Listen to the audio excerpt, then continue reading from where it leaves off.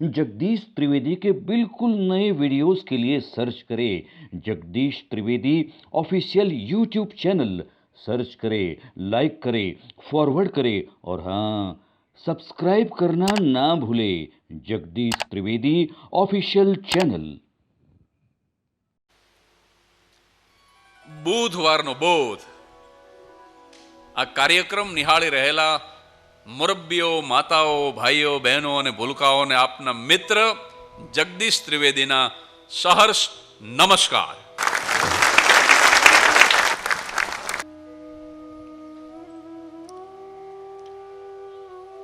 આ શરીરની રચના જે ઈશ્વરે કરી છે સાહેબ, આ બંગલાનો બાંધનાર કેવો, આ બંગલો કોણે બનાવ્યો? આ શરીરની રચનાને જો બહુ ઝીણવટથી જોઈએ ને તો પરમ તત્વ કેટલું મહાન હશે. એની વિશાળતાનો આપણને અંદાજ તો ન આવે, પણ એ વિશાળતા વિશે થોડુંક વિચારતા તો થઈ જ જાય.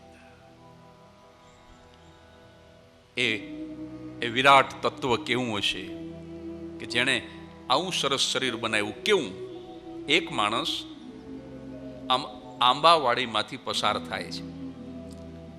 ચારે બાજુ આંબાના વૃક્ષ છે અને એમાં અચાનક એક આંબાના વૃક્ષ પર અનેક કેરીઓ આમ લચી પડી છે અને એની દ્રષ્ટિ પડી એક આંબાના વૃક્ષ ઉપર બહુ આમ નીચે સુધી લટકતી એક કેરી. એ જોઈ ગયો. હવે તમે જોજો, સૌ પ્રથમ આંખ કેરીને જુએ છે. આ પ્રસંગ મેં ટેલિવિઝન ઉપર એક વયોવૃદ્ધ, અનુભવ વૃદ્ધ, જ્ઞાન વૃદ્ધ કોઈ હિન્દી ભાષી કથાકાર એ પોતાની વ્યાસપીઠ ઉપરથી બોલ્યા, મેં સાંભળ્યો અને હવે હું મારી રીતે રજૂ કરું છું અને અંતમાં મારો મૌલિક વિચાર પણ એની અંદર મારે તમને કહેવો છે. એ બાપજી કહે છે કે સૌ પ્રથમ કેરી આંખ જુએ છે. હવે આંખની તાકાત નથી કે એ કેરીની નજીક જઈ શકે. એને ઈચ્છા તો થઈ કેરી ખાવાની, પણ હવે આંખ મદદ માગે છે પગની, ચરણ. આ પગ છે ને એ ચાલે છે અને આખા શરીરને એ આંબાના વૃક્ષ સુધી લઈ જાય છે, નજીક પહોંચાડે છે કેરીની. પણ પગની તાકાત નથી કે એ કેરીને તોડી શકે. આંખ ન નજીક જઈ શકે, જે નજીક જાય છે એ ન તોડી શકે. અને એ વખતે પછી પગ છે ને એ હાથની મદદ માગે છે, પ્લીઝ હેલ્પ મી.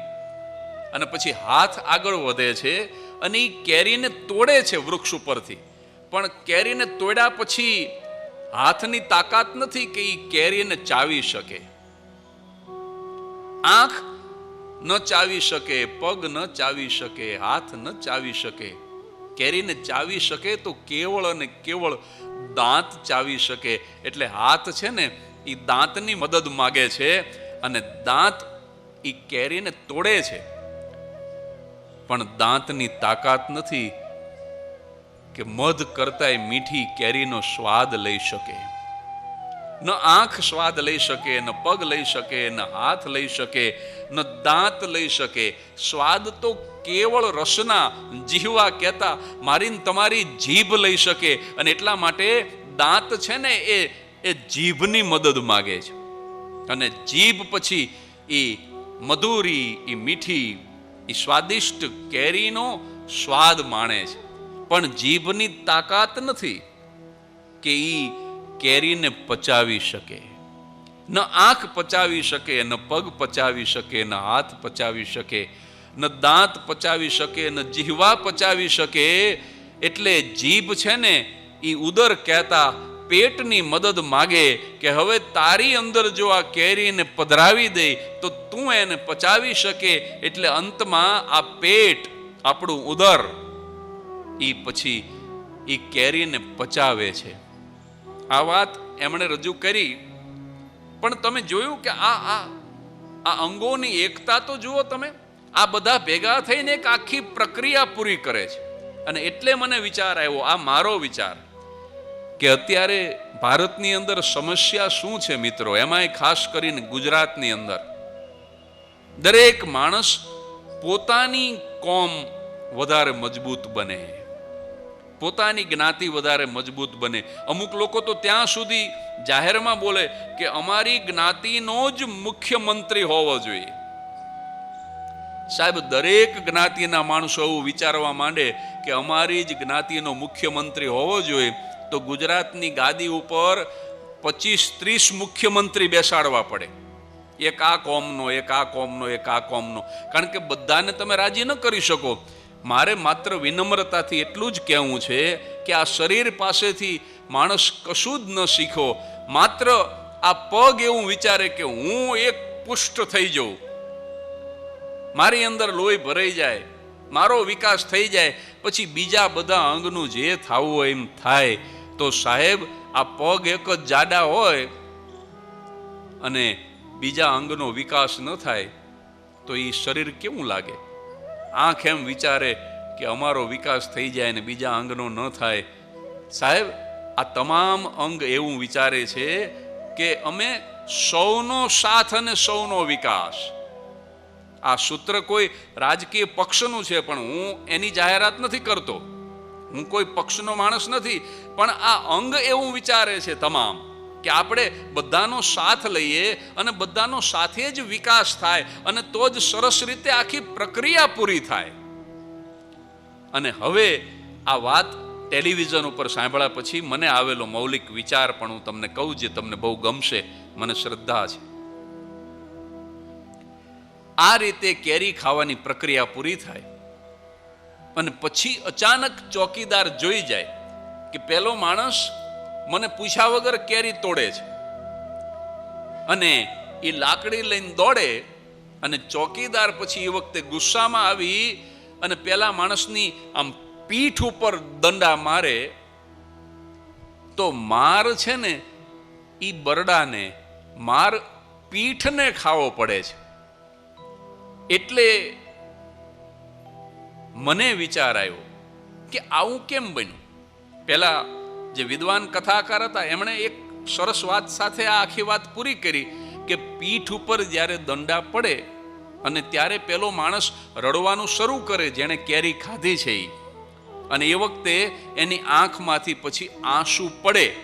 એટલે એમણે એવો વિચાર મૂક્યો એ પૂજનીય કથાકારે કે આંખમાંથી આંસુ પડ્યા એનું કારણ શું છે કે આ બધો જ વાંક આંખનો છે. કારણ કે સૌથી પહેલા કેરીને આંખ જુએ છે. જો આંખે કેરીને ન જોઈ હોત તો પગ કેરી સુધી ગયા ન હોત, તો હાથે કેરીને તોડી ન હોત, તો દાંતે કેરીને ચાવી ન હોત, તો જીભે કેરીને ચાખી ન હોત, અને તો પેટ ઉદર દ્વારા કેરીનું પાચન ન થયું હોત, અને તો પીઠ ઉપર દંડા ન પડ્યા હોત.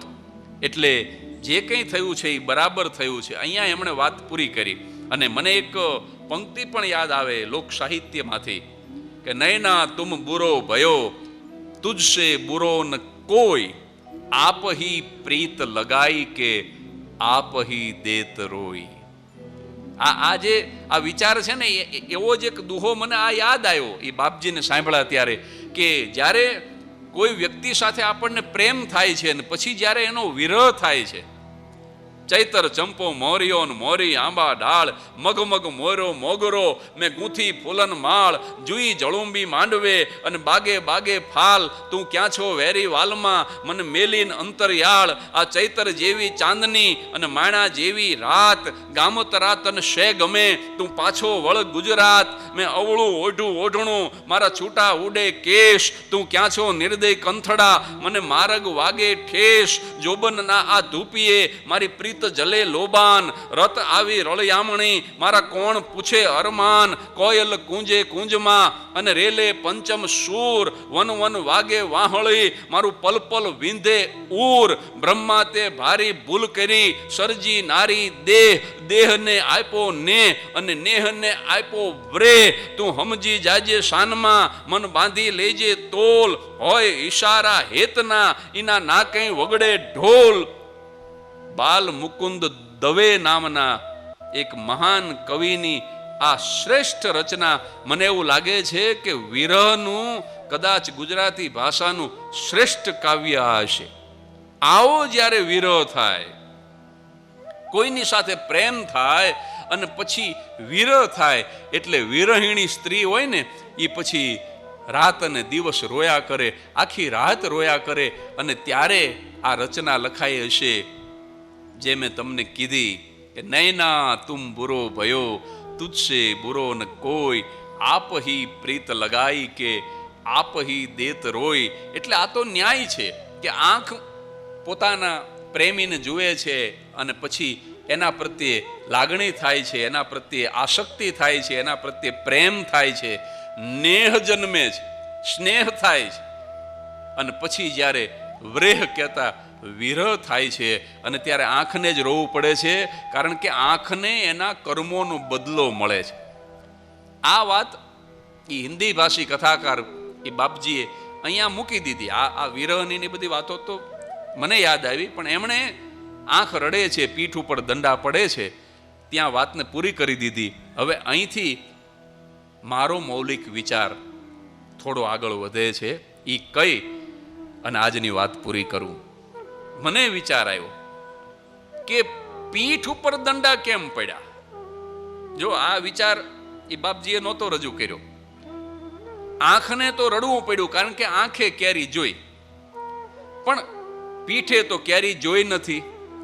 પીઠ ચાલીને ગઈ નથી, પીઠ કેરીને તોડતી નથી, પીઠ કેરીને ચાવતી નથી, પીઠ કેરીનો સ્વાદ લેતી નથી, પીઠ કેરીને પચાવતી નથી.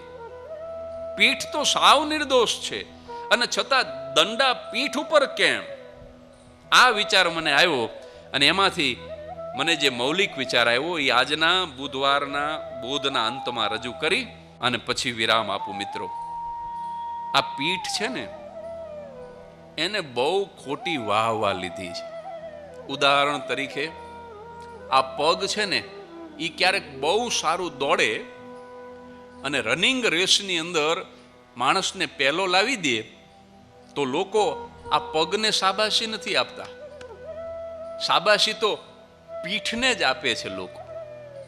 આ પગ બહુ સારું સાયકલિંગ કરે અથવા તો બહુ સારી રીતે પર્વતારોહણ કરે, રોક ક્લાઇમ્બિંગ, આ પગ જે કંઈ કરામત બતાવે એના કારણે વાહવા થાય આખા શરીરની, તો લોકો શાબાશી તો પીઠને આપે છે. પછી આ આંખ જે છે એ સરસ મજાનું કોઈ દ્રશ્ય જોવે અને કોઈને બતાવે કે જો કેવો સરસ સનસેટ પોઈન્ટ, કેવો સરસ સૂરજ હાથમે, કેવી સરસ આમ ગ્રીનરી છે, આ કેવી સરસ કન્ટ્રી સાઈડ છે. આંખ કંઈક જો બતાવે તો પણ શાબાશી તો પીઠને જ મળે છે. આ માણસનું મોઢું છે એ કંઈક સારું બોલે, પ્રવચન કરે, સારું ગાય તો એ કળા તો મોઢાની છે, પણ લોકો આ મોઢાને શાબાશી નથી આપતા. બહુ સારું ગાયું, આમ કોઈ શાબાશી આપે છે? શાબાશી તો લોકો પીઠને જ આપે છે.